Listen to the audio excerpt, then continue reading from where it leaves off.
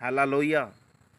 సర్వలోక రక్షకుడైన యేసుక్రీస్తు నామంలో ప్రతి ఒక్కరికి హృదయపూర్వకమైన వందనాలు. ప్రియ దేవుని బిడ్డలారా, జీవితం ఎంతో అందమైనది. ఆ జీవితం అందంగా ఉంచుకోవడం మన చేతిలోనే ఉంది. మనకు కష్టాలు, బాధలు, ఇబ్బందులు, సమస్యలు వచ్చాయని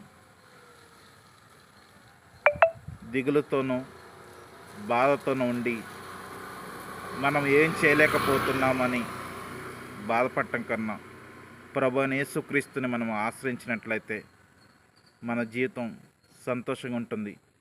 యేసుక్రీస్తుని ఆశ్రయించడం వల్ల నీకు కష్టాలు, బాధలు ఉండవని నేను చెప్పను, కానీ